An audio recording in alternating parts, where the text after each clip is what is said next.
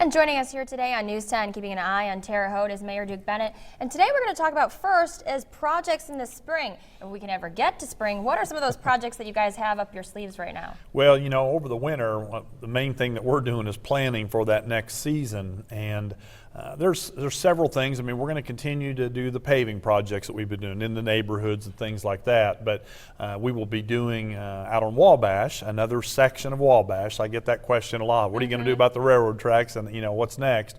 And so from 25th to Brown, we'll be doing that section this year, and then we'll do other sections each year. So we're kind of going through that process right now, because we will go and do curb work and ADA compliant handicap ramps at the corners, and then do that paving, you know, tear it out and do that paving. We need to rebuild that road basically. That'll be a big project, and just like the one this last year was. Also at 3rd and 8th Avenue, we'll be adding a turn lane into the hospital, opening up that intersection a little bit, so you can get out and get in both. Okay. And so that'll be a big change to that particular intersection. And then just those normal paving projects, as I talked about. You know, we do about $1.5 million to $1.8 million in paving each year. So a lot of the neighborhoods, some we've been able to do that haven't been touched in years, and we'll try to hit that again. We've got some main streets that are having some issues. You know, as I'm out driving, I see things and I make notes all the time, and we'll try to figure out ways to do as much as we can, you know, and make those dollars go as far as they possibly can. But you know, winters and obviously tough on them, so we'll reevaluate once this winter is over, and then we'll get started on that in April. Well, you guys even found a new project that'll happen on, you said, on 7th Street? Yeah, just in the last few days, really, we have found there's railroad tracks underneath 7th Street also, like there is on Wabash. That was the line that went to Sullivan.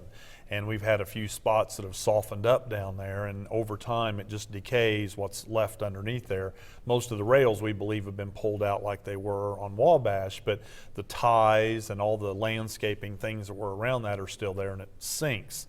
And so we found a couple of soft spots down there we're going to have to repair. But at some point we'll have to tear it out and do it the right way. But for now, if it's only that one little section, we'll just get in there, dig it out, and make some temporary repairs, and then redo the whole street later on. Now, were you guys able to save any money from the spring? You know, since it was so hot out, you know, sometimes you guys couldn't water, but you used a lot of, you know, money on just gasoline or whatnot. Are you able to transfer any of that money from the summer into this winter, into spring? Well, not really. We saved a little bit, but then there were other things that, you know, that there's always that something's going to go up. Some cost is going to go up. So where we saved at, it just kind of helped the overall budget, that we didn't spend more than we had anticipated.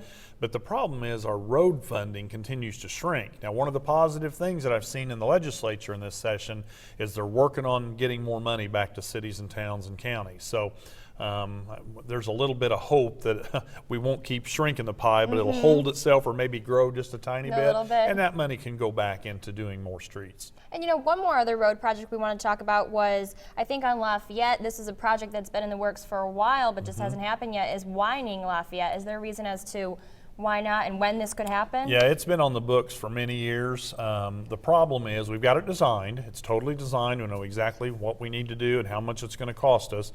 We need to do property acquisition as the next phase. We have to buy property from all those owners, basically from Fort Harrison to Hawthorne.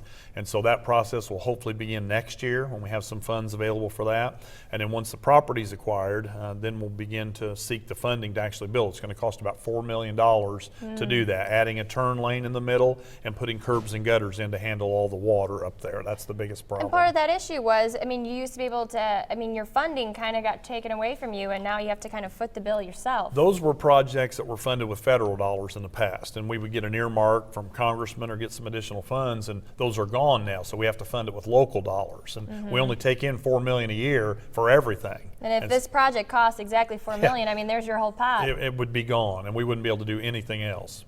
All right, well, that sounds good. Well, thanks for joining us here today. Good to be here. Always happy.